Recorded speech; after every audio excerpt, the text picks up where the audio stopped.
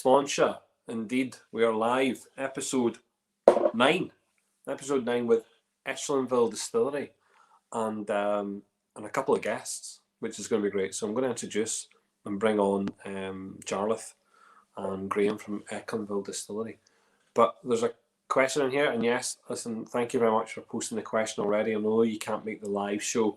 We'll get an answer for you, of course. There is no doubt everyone is gagging to know the answer to that question. So, I know I was being live the other night and I ended up going for 7 hours. This is not that. This is half an hour, 45 minutes. Let's not be messing about, okay? Let's try and keep it short and sweet. So I'm going to introduce Jarleth Watson. Welcome to the stream, Jarleth. And do we have reverb yet? Are we okay? Oh, you have to unmute yourself. You unmute yourself. You're muted. Yeah, is the reverb gone? No, it's gone. It's gone. It's like magic. Oh, good. Hit me bloody earphones. Your wee hat on and everything. Wee hat on, the whole earphones in. I'm going to bring in Graham as well here because he's good crack. Hey, Graham. Listen, Evening. and Graham. The Graham's really the guy who makes it happen. Jarleth just talks about it. Graham, you make it happen down in Echlinville. Am I right? You make it happen. Yeah. So evening. I turned the valve. Evening, Robert. Evening, Liam. 2 Roberts in. Good to see you. Wayne, Gareth, excellent. And look, there's a third member of the team tonight from Echlinville. Do we have a drum roll? I don't know if I can do it. Is that a drum roll? I don't know if that's a drum roll, right? But he's famous. Everyone seems to know him. Not necessarily if it's for good reasons, but they've brought on Stephen McGuinness into Echlinville Distillery. So let's add him into the stream. And unfortunately, we have to listen to him. So he's going to have like a little sidecast thing that he can talk to because his phone apparently doesn't work properly. So there you go. Welcome, Stephen McGuinness. Cheers, Paul. As you can see, the budget hasn't stretched enough for the fancy t-shirts. I can't believe you don't have one of those slim fitting ones because it would make you look much younger. It kind of slims you in, kind of tucks you in a wee bit. Yeah, man. Fucking lockdown hasn't done me well for slim t-shirts, man. Fair enough. Listen, these little Sláinte episodes, these wee episodes, as part of the Sláinte series, is really about saying thank you. So I genuinely want to say thank you to the amount of work that Echlinville have done for the festival, particularly in the last couple of years, and hopefully going forward. And it's it's to give you the guys the opportunity to talk about your brands, to talk about your whiskies, to talk about the future of your whiskies, and I think that's going to be very key for Echlinville going forward. A lot of people. If anybody doesn't know about the distillery, so if anybody doesn't know, what? Can you hear me? Yes. Yeah. If anybody doesn't know, Paul has squatters' rights at Echlinville. Squatters' rights, yeah. Yeah, it's a bit embarrassing when he's there before me. No, what's embarrassing is when I'm standing there, I'm doing whatever I'm doing, and some guy comes in and goes, "Is he there?" I'm like, "Yeah." He's like, "Cheers," as if like I'm the gatekeeper to the what's going on. I have no idea what's going on. I'm just like, I'm doing my thing. In fairness, you have to make yourself useful. I'm going to look. I'm going to start. I need a drink, right? So I have this in front of me, the 3 Crowns, the peated, and it's a brand new bottle, so we'll be getting open, and that's just the crack. That's what we do. I think it's all about opening bottles and having a wee drink, and it's very easy. Look, it's an easy conversation tonight. I want to say there's lots of people come in here to say hi to yourself. So there's Louise saying hi to Paul, Jarleth, and Graham. Ignoring Stephen. Hi, Louise. That's, It's disgusting, isn't it? Look. It's ageism. Hold on. Or is it gingerism? I thought it was gingerism, yeah. Sorry. We've got Kevin saying hi. Connor also. Kit, there you go. Kit. Oh, there's David Parked up in Armstrong. Northamptonshire. Kit Charles. Yes, Kit Charles. Sober. Obviously you're sober. Don't drink and drive. And Zoltan. The famous Zoltan. He gets around, doesn't he? Him and his casks. So yeah, look, look, we always get a good wee crowd. It's nice to get a familiar crowd that come along. But I'm just gonna look. I just opened that peated 3 Crowns. Definitely one of my favourites. I've said that for a long time. Always been a fan of the peated. Whose mad idea was that, by the way? Because that must have come from left field to get the peated. Yeah, that was He's not here tonight. that was a chat with you and me, Graham, on the way down to Whiskey Live in 2016, probably 17. Yeah, in the van. We you know what? We brought out 3 Crowns, and we just didn't think it was quite there, and we were trying to figure out ways of making 3 Crowns that bit better. And I've always thought that a lot of Irish blends are better with 2 or 3 drops of Ardbeg in it, you know. Before the peak comes through, you get this velvety butterness or buttery velvetness, and it sort of fills out the gaps in the blend, you know. So we initially had the idea of just bringing peated cask in, putting 3 Crowns into it for 2, 3, 4 weeks, getting that wee bit of peat, filling it out, getting that wee bit of butteriness into it. But like everything in Echlinville, it left in a bit longer, and it was in 6 months, and was in 3 months, and we thought that's grown somewhere. So we left it for 6 months, and then left it for a year, and we had 3 Crowns peated. So it started off as a way of making 3 Crowns itself better, and ended up as a separate bottle. Yeah, well, it was a smart ploy. I mean, 43.5%. I love the wee stamp. It says trickle pot distilled. That wee trickle pot note that you have going across your range. And yeah, look, love that. I mean, look, it's just an absolute fabulous, shine off that label. It looks really prestigious. It is a premium blend, to be frank. You know, that's what that comes across.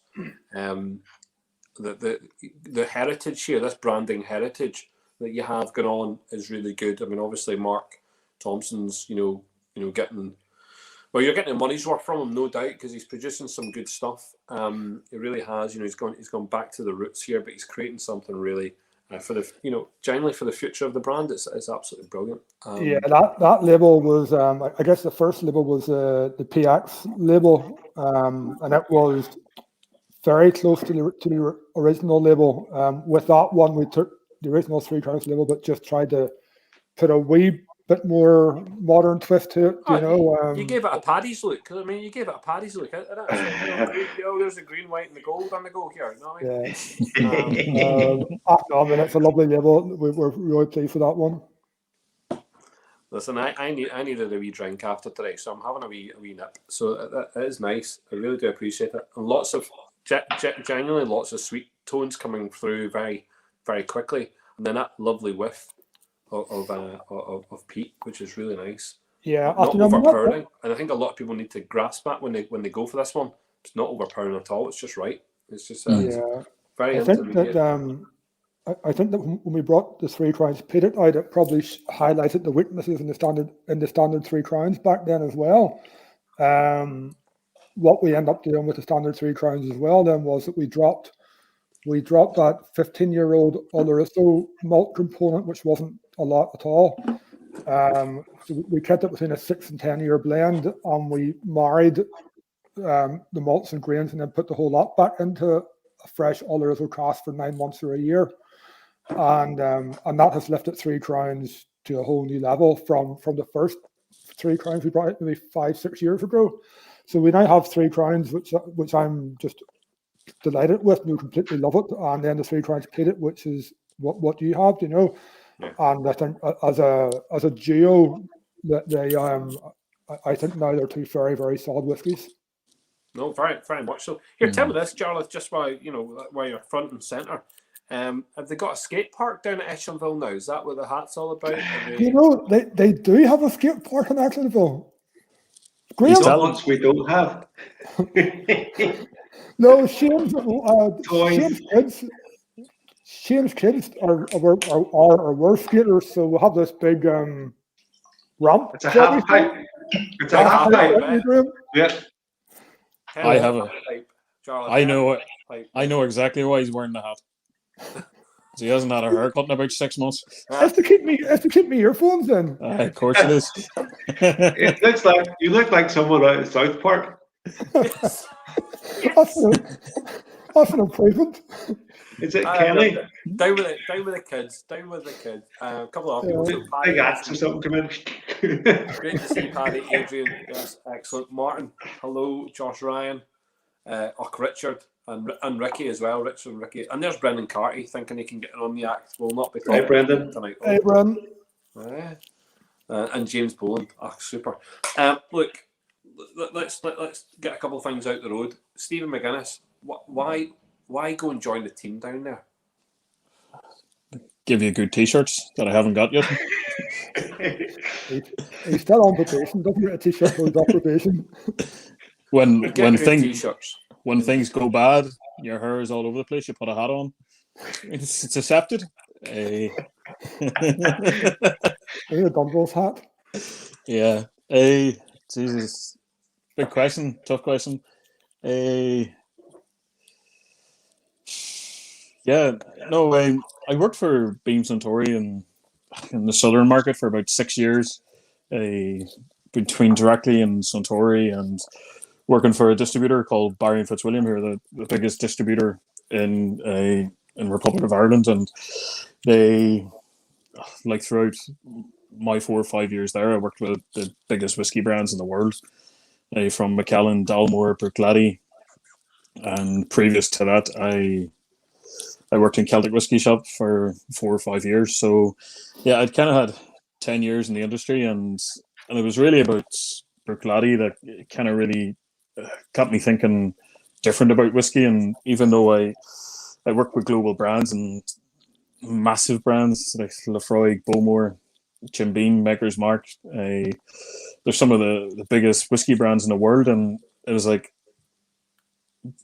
but in about 2016, when I was a brand manager for Remy Cointreau in Ireland, I went to Bruichladdich Distilling School, and it was a trip where there's like 20 different markets on the trip, and you spend 2 days, and you go from everything from sitting in a peat bog to distillation to maturation to everything you could think of is all done on site in Bruichladdich, and that was something that really hit home to me. It was that, yeah, I've never worked for a company like that.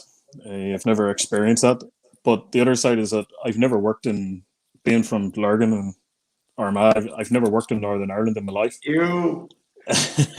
I moved to Dublin when I was 19 and worked there ever since. So it was always something that I'm quite passionate about where I'm from, and while my accent has changed probably a bit from what my twin sounds like, but I'm quite patriotic to where I'm from. I'm quite passionate about where I'm from. So I always wanted to work for a distillery in the north, and there's some great distilleries, but I don't think there's any better ones than Echlinville. For not that the other ones aren't great, but for where You need to dig. You pitched your cart to Echlinville. And you know what? Let's be honest, it ain't a bad choice. Lots of great staff down there. Lovely, welcoming place to go. Your boss is top. Is some fella.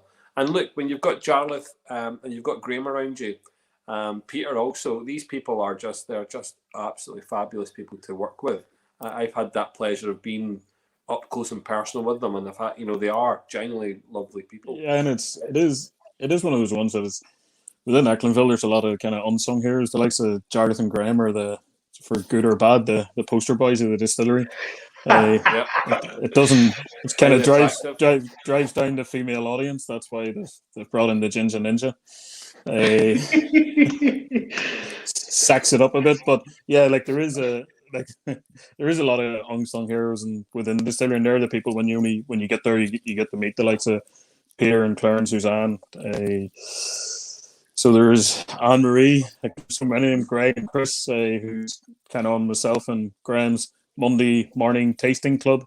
No better time to drink whiskey than a Monday morning. But yeah, and it's something that when you actually get to a distillery, you don't realize the amount of super intelligent people that are within a distillery. And just not the poster boy who can be so hipster and wear a hat to hide his curly hair.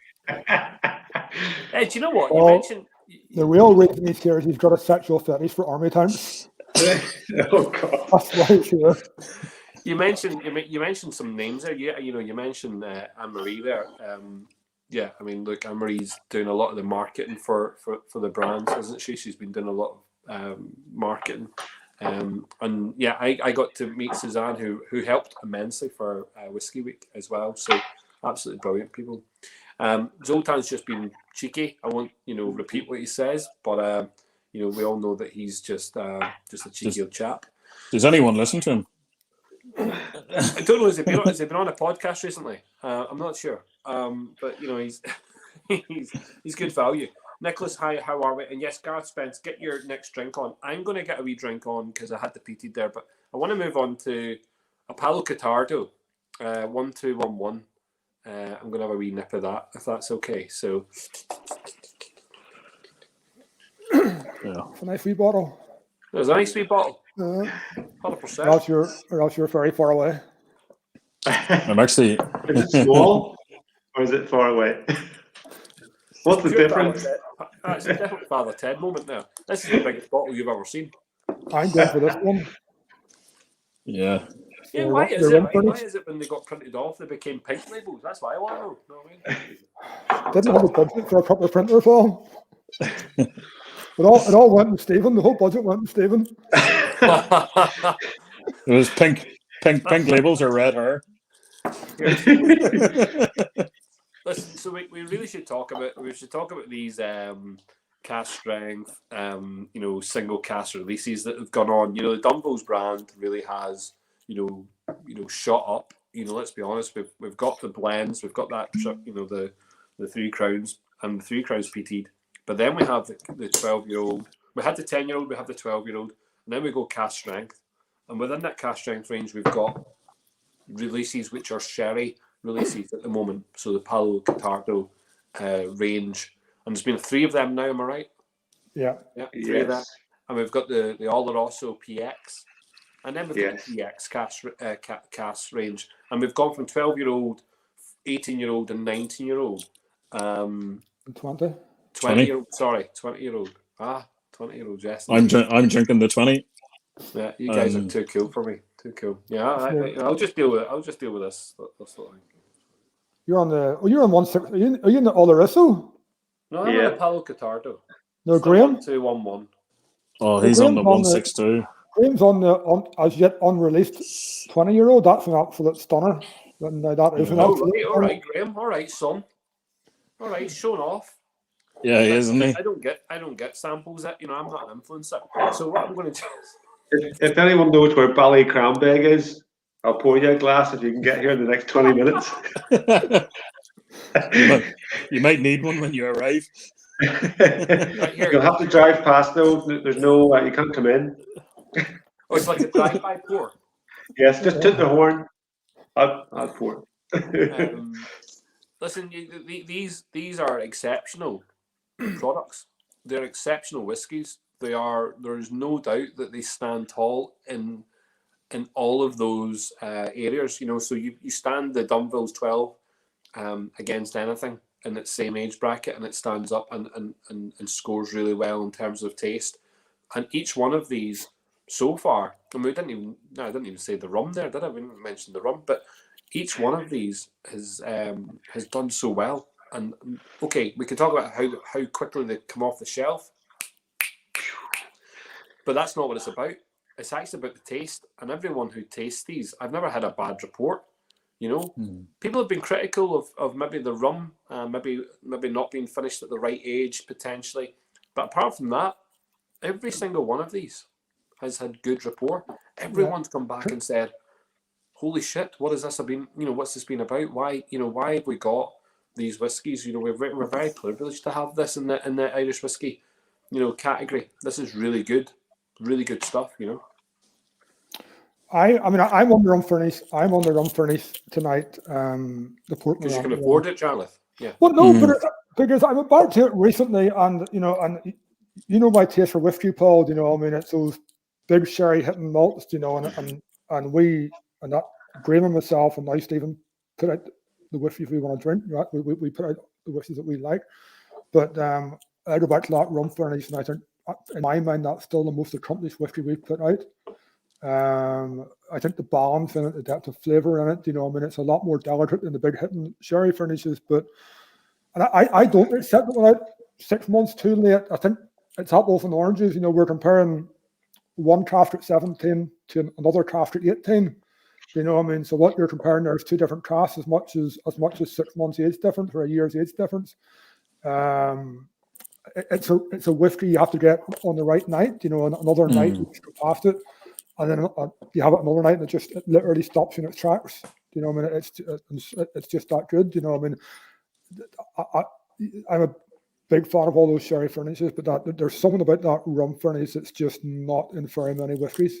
Do you know? I mean, just that depth of that rum, you know, the depth of the darker Demerara's and farmyard trickles, and then you get this lovely, you know, the tobacco that's in there and the leather, and then just this lovely clean malt, and it's how, for all those flavors, it's just how clean that malt is. You know, always, yeah.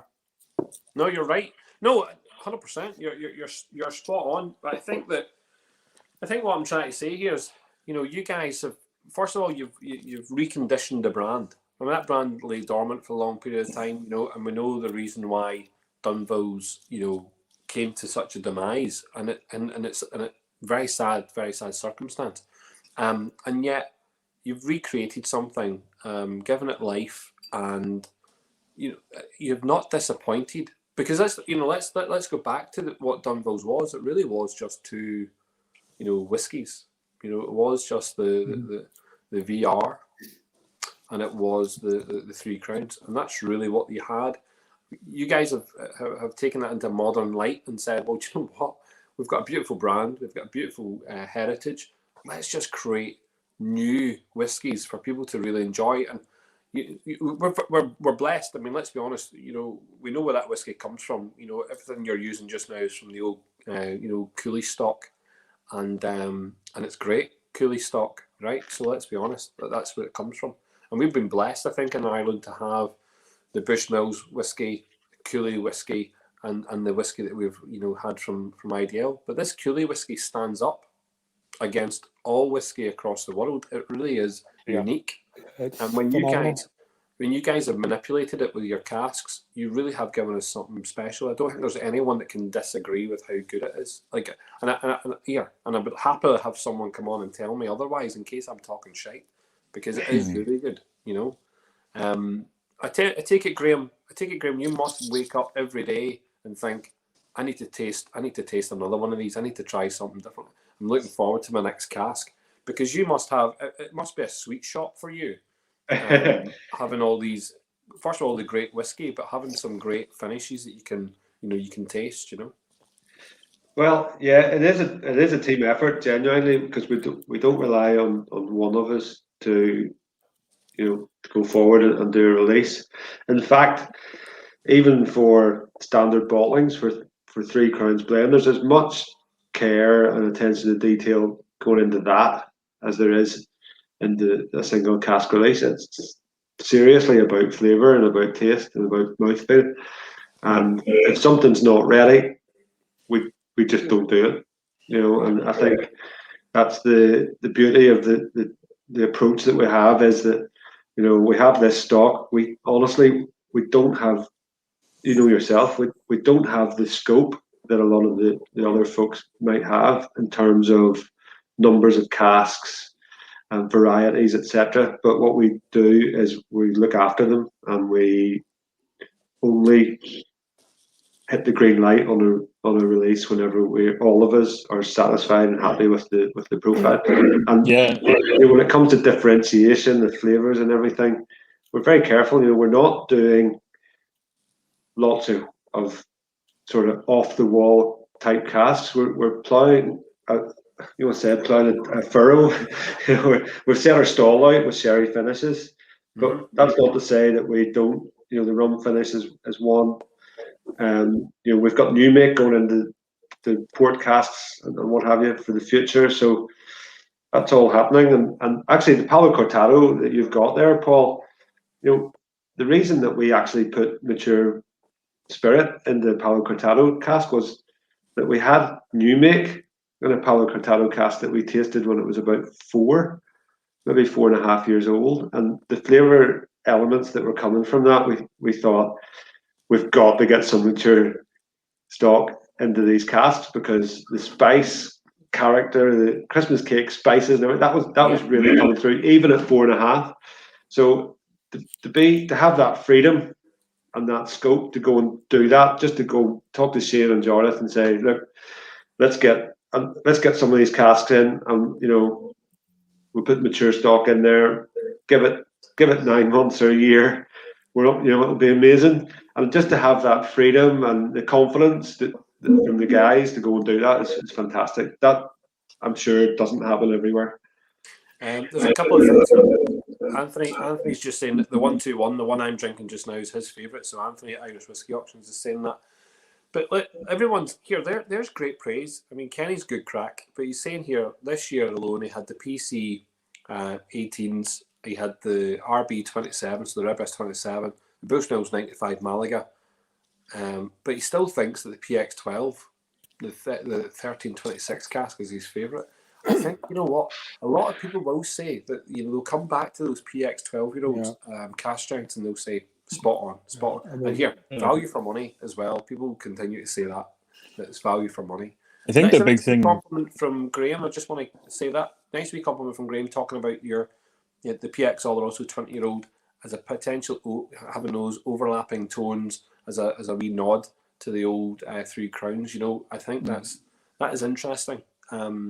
We tasted that. We were very lucky, Jarleth. We've tasted that a couple of times now. Either in Belfast Whisky Week or down in the distillery with yourselves when you had a wee look back at what had come before. And I think that it was a really good whiskey. It was a lovely whiskey, and had those kind of what I class as old school whiskey that you wanted to take away those kind of old notes from, and yet we know for a fact that we're using various types of casks, and you guys have, I think, there's maybe homage to it in even the liquid itself, let alone the labelling, Yeah, I mean, I think with the Dunville's range in general to date, bar probably our new release, we are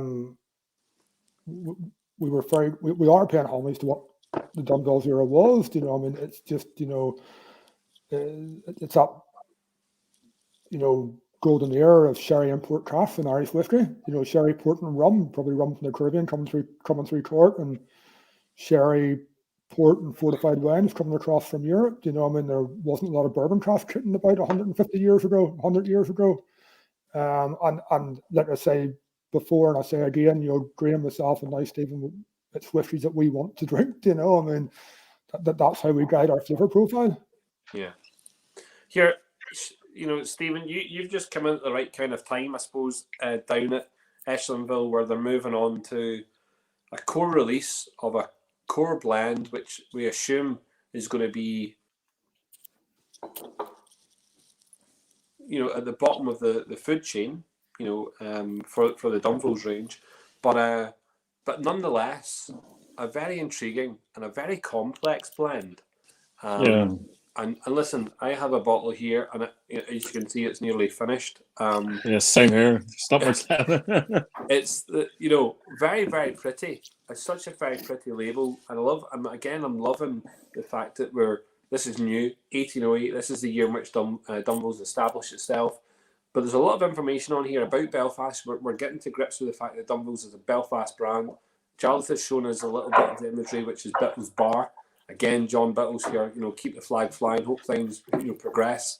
But a lovely bottle with lots of information on it. And actually, the first time I introduced this bottle to people, when I explained what was, because it's written on the bottle, when I explained what was in it, they were like, what, why, what?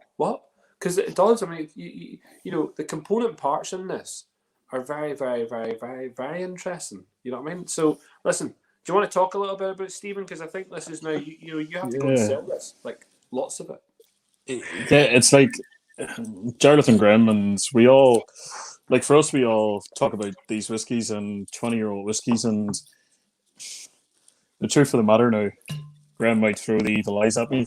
Releasing really good 20-year-old PX Oloroso whiskies is very easy to do when you have 20-year-old whiskies. The problem, the hardest part in the whiskey game, and the ones that we don't get enough credit for, is the likes of Three Crowns and 1808. They're the hardest whiskies to make. They're the ones that everyone is scratching their head for days on end to try and produce a really, really good whiskey that represents who we are and what the distillery is. And like and for the guys to jump in here as well, but when on a daily basis we try Echlinville whiskies and we try these older casks, and when we're coming up with a flavour profile for what we wanted 1808 to be, we all love that creamy mouthfeel that you get with a lot of blends, but we wanted that spiciness and that pepperiness that comes through with some of the whiskies that we make. So with 1808, it was one of those whiskies that we call it a modern blend, that it's a blend of malt grain and pot still. And the reason why we say it's a modern blend is that at the back of the palate, you get that lovely rich pepperiness and spiciness that you don't get in blends. You get in really good pot stills, or you get in really good sherry cask single malt. Where in the pepperiness lingers, and it's that white pepper that you get that is for me which is great within a whiskey, but we also wanted to create a whiskey that just wasn't for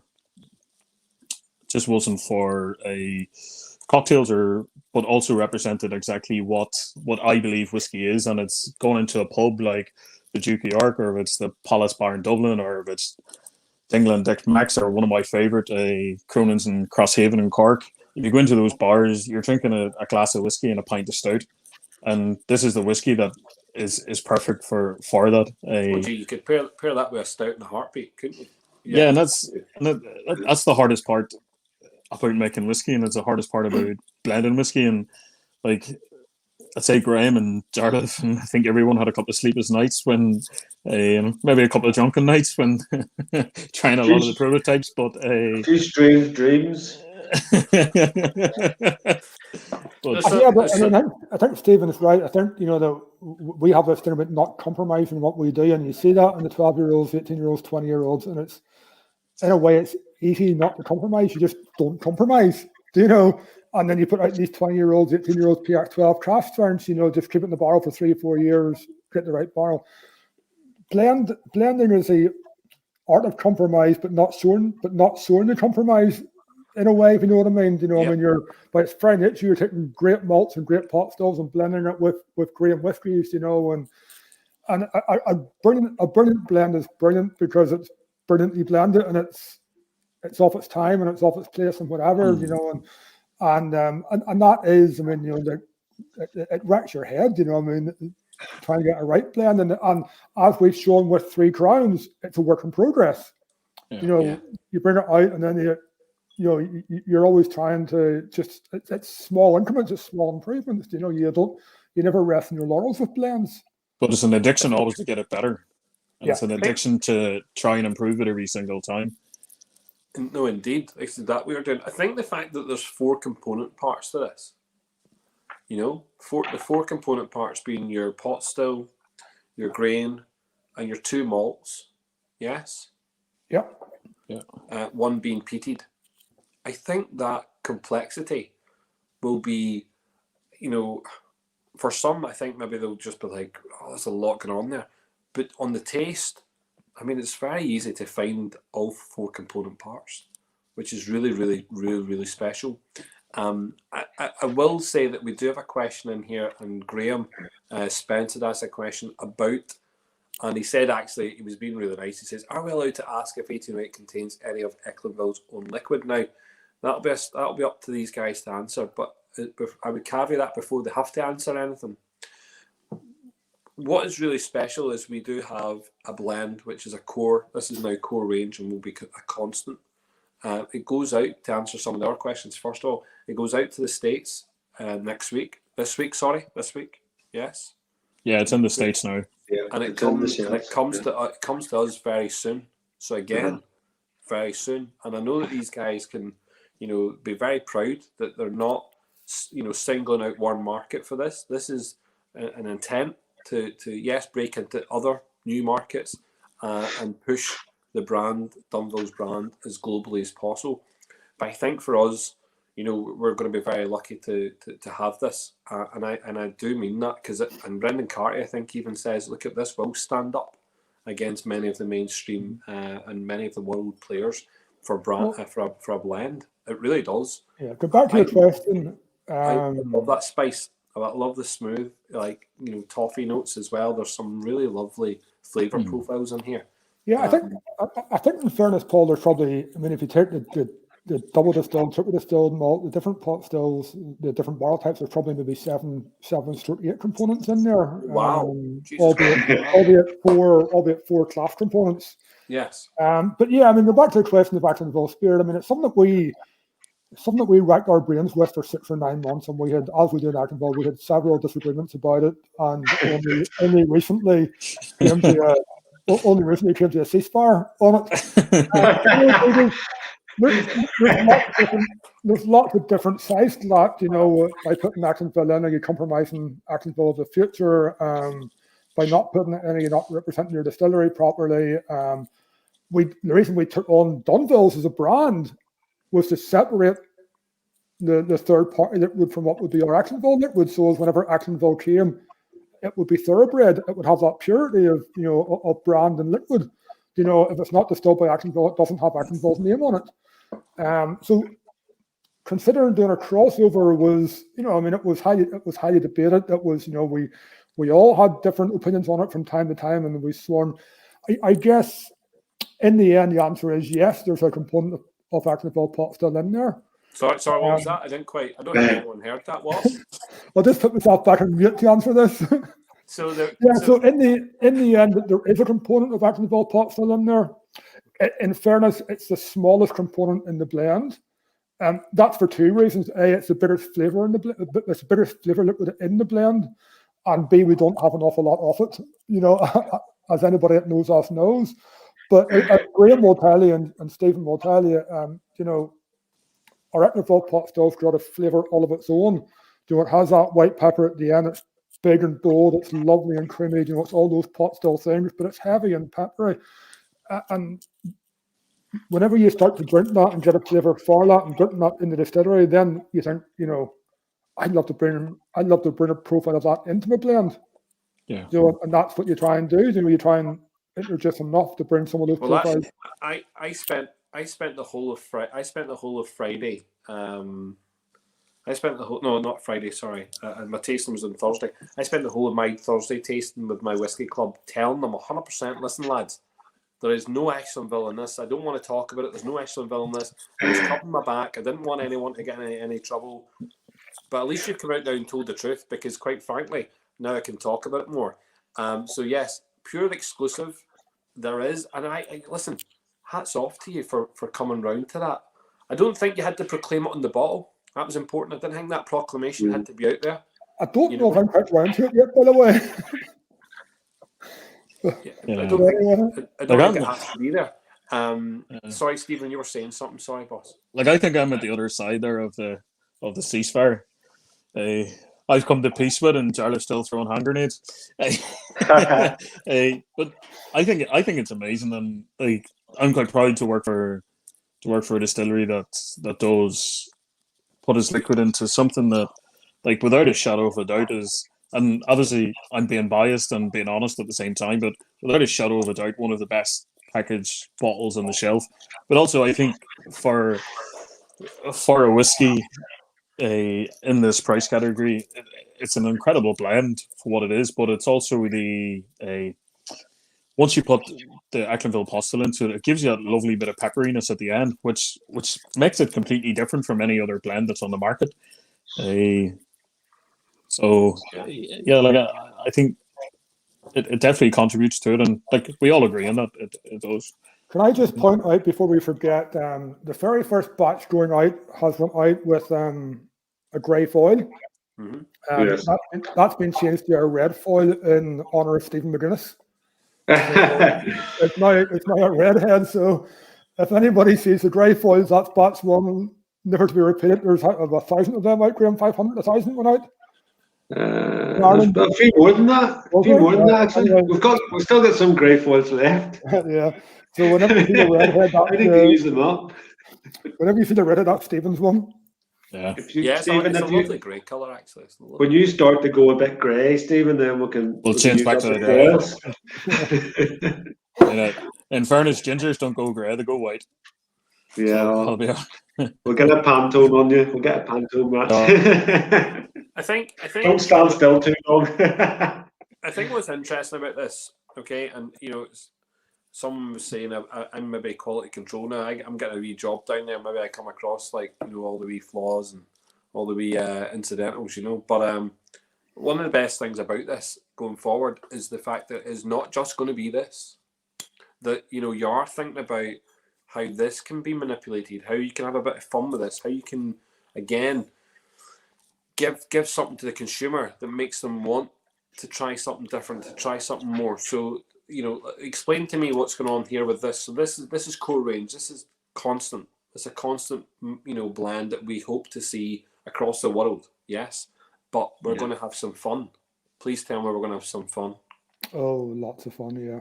Yeah. There's I think we have about 5 or 6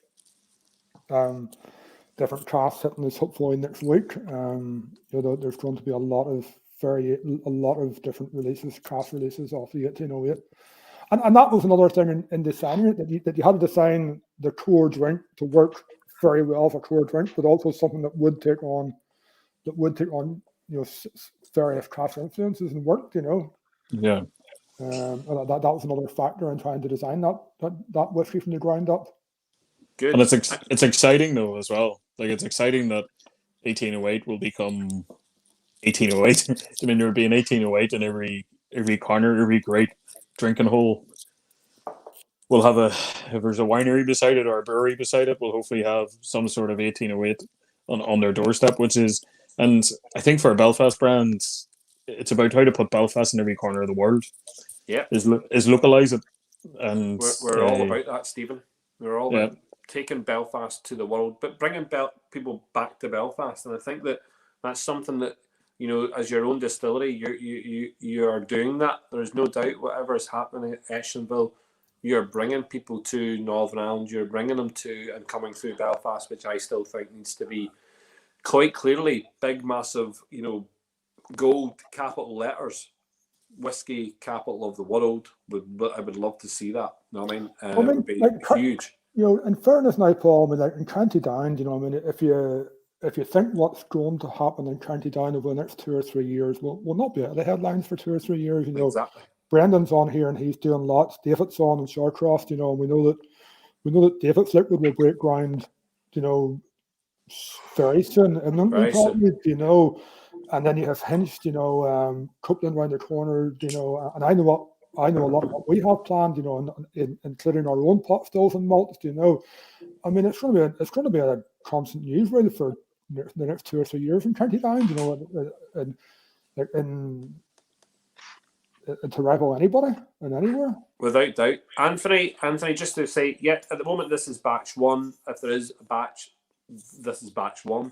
But Tim McKee, it should be in the States as of this week. There was a lot sent to the States. It's should be available. It's on the shelf now in Total Wine. There you go. So Tim, you hear it? Total Wine. In some states, I think that is, isn't it? There, but it's been rolled out this week. Yeah. And Liam Mulhern, yes. At the moment, Mark Thompson is behind the labelling. Yes, correct. And look, the labelling's great. I genuinely do mean that. It'll be something for people to actually spend a bit of time and read, because it actually has a lot going on. Really well done. If you get batch 1, there's an interesting maybe print error. Who knows? We'll not talk about that just now. But good luck with that. Listen. That's a good way to sell batch 2. You like that? You like that? Get that batch 1 that's got the batch it. It's got a print error. It's like a Pokemon card. That one's scratched. It's got the wrong bit on it. Listen, it's fascinating as to what's going on there. fascinating to what's going on in terms of the whole project. But everyone does ask this question. When I know we have the first liquid is in here, and people will. Do you know what? A lot of people will be fascinated by that, insofar as that they will want to go and drink this, because just to even get that element of your own liquid, which I have sampled and other people have sampled, and have become, really fascinated by this idea that you're going to have your liquid soon. So the question will be when, and is there a plan that this year, even though we're in a messed up world, that potentially that Echlinville looks to, release something, or are we having the smartest ploy of all, which is, well, actually, it's in here, and you know what, we're not ready, and we want to be the best at what we release is going to be the best liquid, at that point. Yeah. Yeah, well, I mean, I think anybody that knows us now knows what, I think that they know that that's what we try and do, be it Bon Potune, PX12, whatever.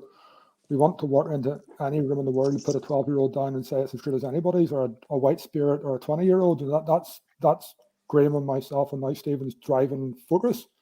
That's what we think. Can we walk into a room anywhere in the world and put our Dunvilles down and say in that category it'll stand up and do to anything. So yeah, I mean we're going to follow that through with Echlinville, So just whenever. It's a good question. I don't think you have to be forced into telling me when it's going to happen, because that's, to me, that's irrelevant now. It's irrelevant. There's no point in saying 1st of August. Yeah, but it's sorry.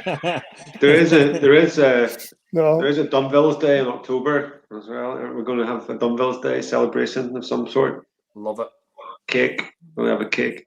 Oh, cake! Yeah, I like cake. Big fan of cake.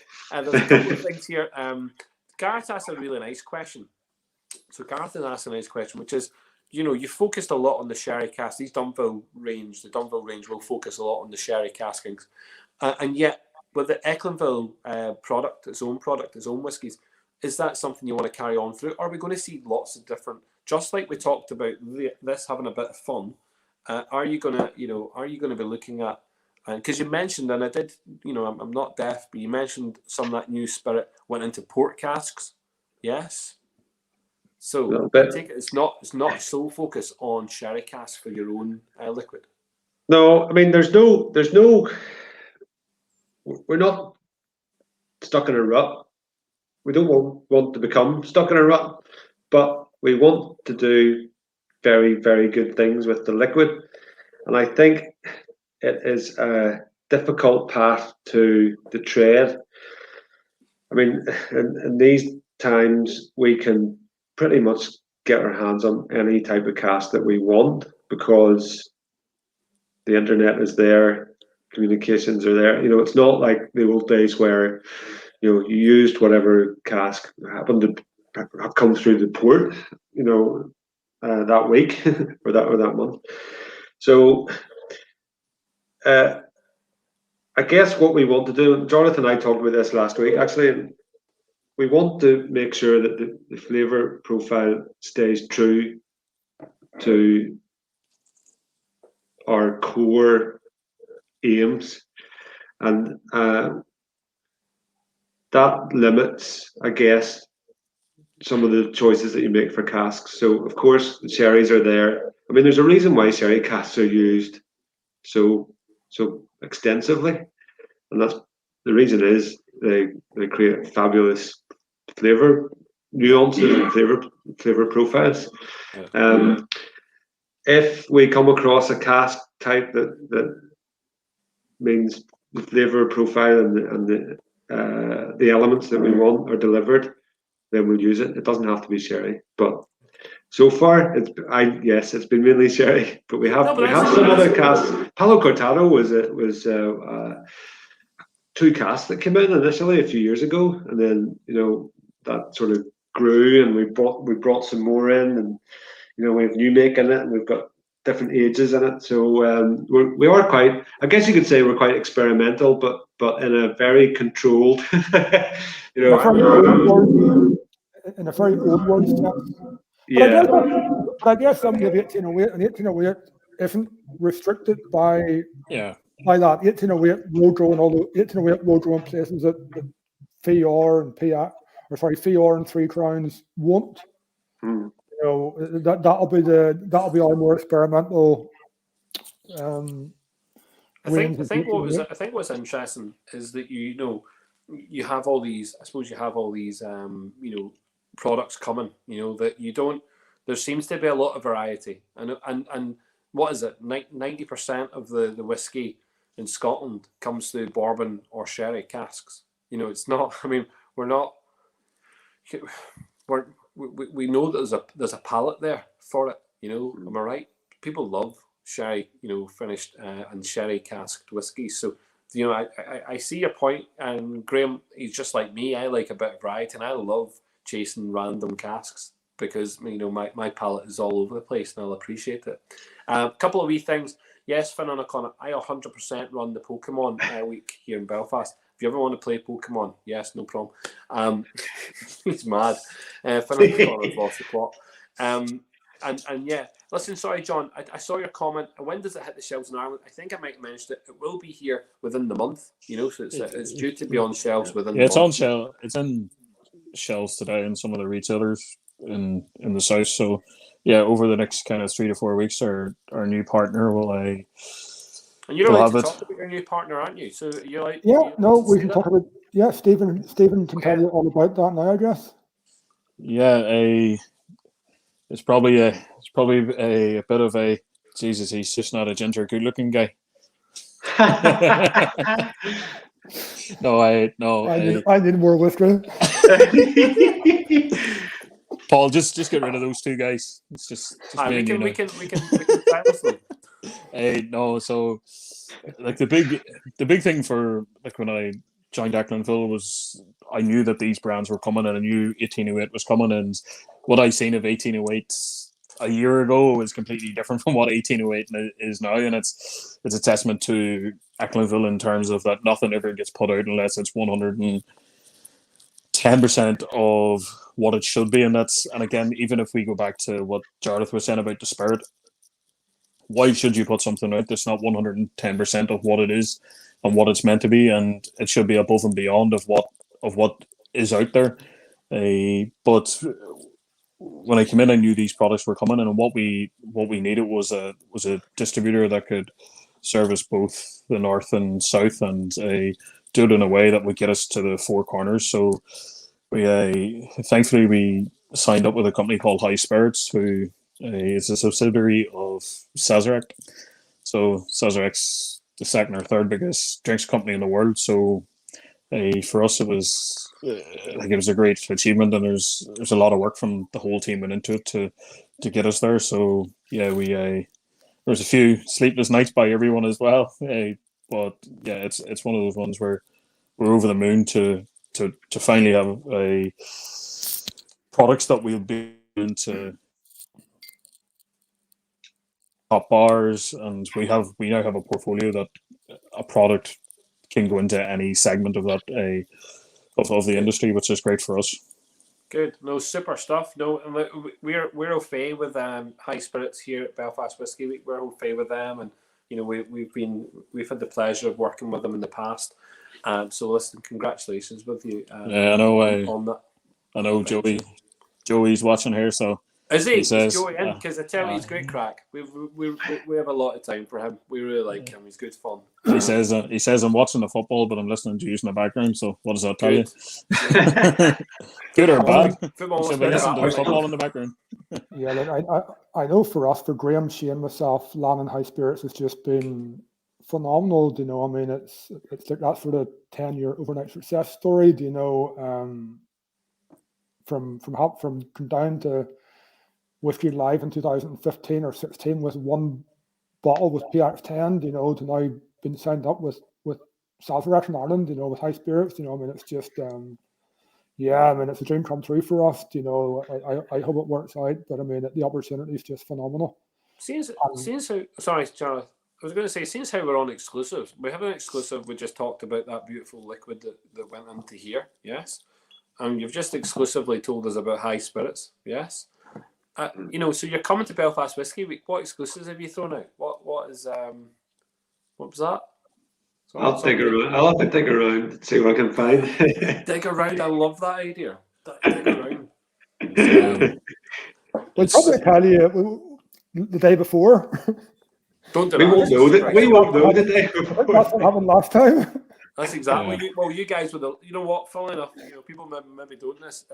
Obviously, all the bottling was getting done at Echlinville, and really lucky to have such a, as I say, fabulous staff team that really worked down there and make that happen. But actually, yes, even though it was your own site and your own facilities, you were the last ones on board. Really, well, give or take the stragglers, but you were the last ones on board to decide what was going in your box. Yeah. Which was great crack. That didn't give me any sleepless nights at all. No. There could be an interesting one. We'd see Graham's face now. Could be maybe a 1808. 1808 tasting set would be class, wouldn't it? Oh, it would be amazing, wouldn't it? That's Graham under a bit of pressure now. There you go. And here, and someone just pointed out, there's Kit Chell's making a wee point there. Sazerac branding. Could you imagine having some BT casks? We already do. Like we have Buffalo Trace casks in the warehouse. Yeah. So yummy is my thing. I mean, there's many people who really have bought into the bourbon from being whiskey drinkers. A lot of people, we've introduced Buffalo Trace throughout the last couple of years to whiskey drinkers, and there's not been a bad word said about Buffalo Trace. Yeah, it's quite interesting because 10 years ago in my days and Ali and Celtic Whiskey Shop, we used to import high spirits brands or Sazerac brands into Ireland, and Buffalo Trace and the old Eagle Rare 10-year-old, and we had them pretty much around the country, but because our distribution wasn't as strong as someone like Sazerac, but if you can see over the last 3 or 4 years, that you see Buffalo Trace in near every bar, and that's a testament to how good their sales team is, from their marketing teams right down to the foot soldiers on the ground. They're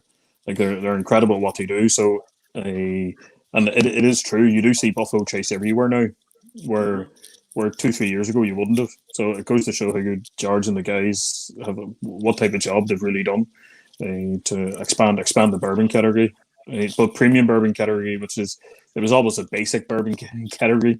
Now there is a such thing as a premium bourbon category in Ireland, which is great.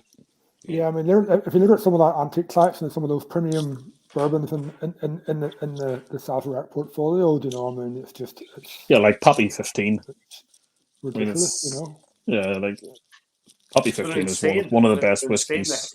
The heritage stuff, that stuff's insane, insanely good. The Sazerac 18 and things like that, Yep.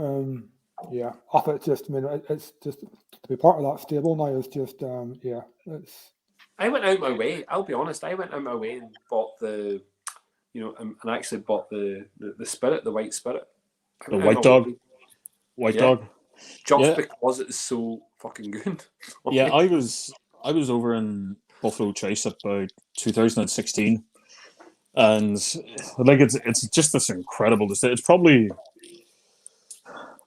Like through my years in Celtic Whiskey Shop, it was great because every single year there was a distillery tour, and it's one of the best by far. It's one of the best tours you'll ever do. From trying 60-year-old Glenfarclas to 40-year-old Lafroigs, 40-year-old Lagavulins, whiskies that 1960 Bowmores, freaking 40-year-old Macallans.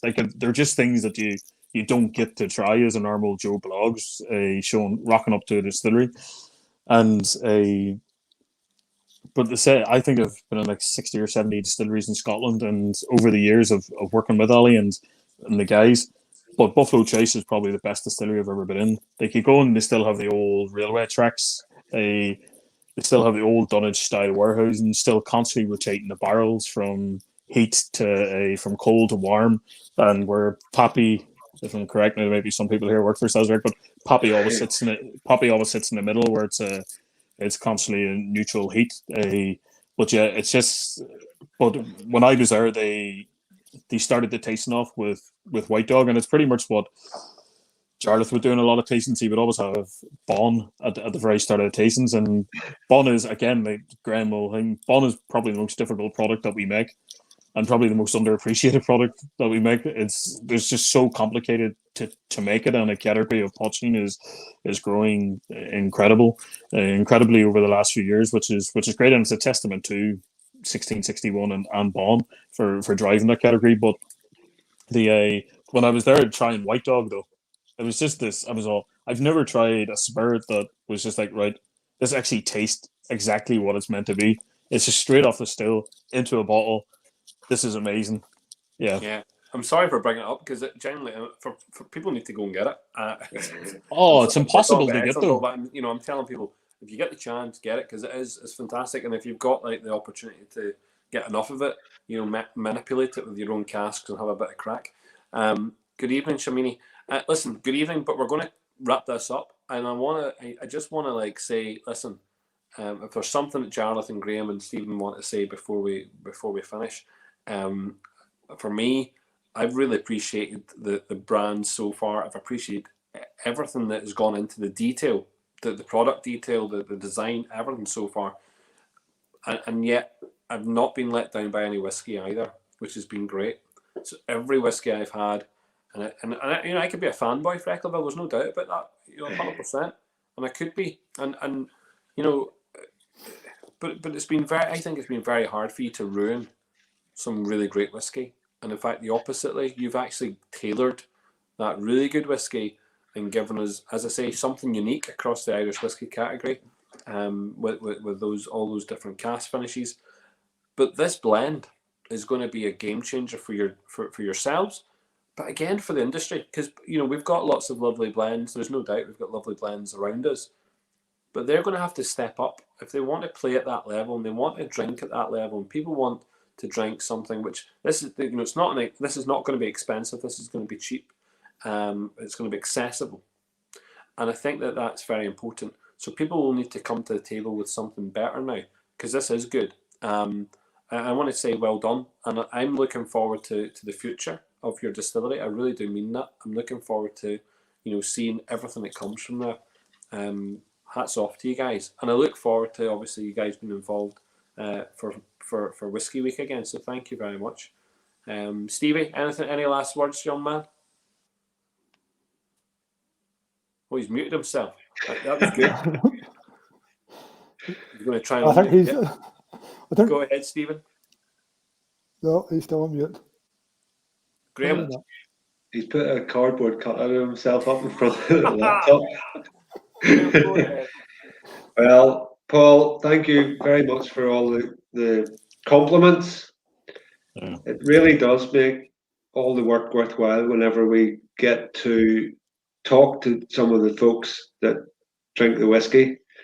And I think it's probably the biggest thing that I've missed in the last 12 months is actually getting down there to Whiskey Week, Whiskey Social, Whiskey Live, where we now meet with old friends, really, and maybe sounds a bit sycophantic or whatever the word is, but, in 2015, as Jarleth says, when we started, we were a little bit apprehensive. We didn't have really a range, and we just put it out there, and each year that's gone by, it just gets better and better. So it is a big part of what we do, and we do listen to comments and feedback that comes from everywhere, from you guys, and even even Facebook posts that go in. We take it seriously, and we take the feedback seriously, and it does reflect in what we go and do with our liquid. And I hopefully that will continue for us to polish and hone what we do and just get better, and maybe it gets harder to maintain that, but we're dedicated to doing that. So thanks very much, and hopefully we'll actually get to meet in person soon. That would be good. Yeah. That would be great. Charles, anything? No, I'm done, Paul. Just say thank you very much again for I think Graham summed you up. getting us on tonight. You know, it was a good night to come on with 1808 and the high spirits did in that. I think one thing we were talking earlier on about what direction Echlinville might go, you know, class-wise, etc. Do you know? I don't know if it's that whiskey godfather thing of the past where you just don't move fast enough. But my view sometimes is, you know, that in a world where everybody, a lot of guys are trying to find what's the next direction and what's the next experimental craft and what's, you know, the new wood or whatever. I think there's a lot to be said for just sticking with, you know, old style crafts and old world crafts and just doing them really, really well. You know, I mean, if somebody like Echlinville or Dunville can just take, you know, your ports, your sherries, your red wines, your old European crafts and just do them exceptionally well, you know, that Glendronach, Macallan, Glenfarclas, you know, I mean, all those big houses, you know, they don't, you know, a lot of guys have got, you know, they're not trying 15 different things. They're just doing what they do and doing it with absolute dedication and doing it really, really well. And you know, at the minute, that's the direction that I'm looking at for Echlinville, you know, apart from the 1808, you know, that might change because as the spirits, you know, as we get to know our spirit better, but I think in a world where everybody's looking for experimentation, there's nothing wrong with, you know, just making very, very good whiskey using sherry, port, and rum craft. You know, it's very true though, because there is a lot of County Louth malt out there, but not the malt tastes like Dunville's 12-year-old, and it's tried and tested. What Echlinville do, and it's about like just making that whiskey the best that it possibly can. So I do agree. It is continue to what you do best. You've had a lot of good compliments tonight. I haven't seen a negative word apart from Zoltan being a wee bit cheeky earlier.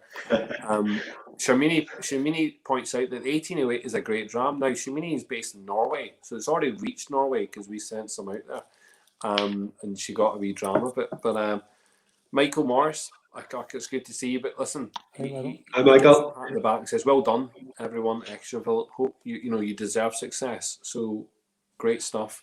And there's Joey, you know, chirping in at the end. Great listening to the chat, guys. Really looking forward to eventually sharing a dram with you guys. Listen, Sláinte, genuinely thank you very much. Thank you for everyone who came on tonight for the cheers, guys. Crack. But good evening, Sláinte. Yeah, cheers, Paul, and thanks for tuning in, guys. Appreciate it. Cheers, guys.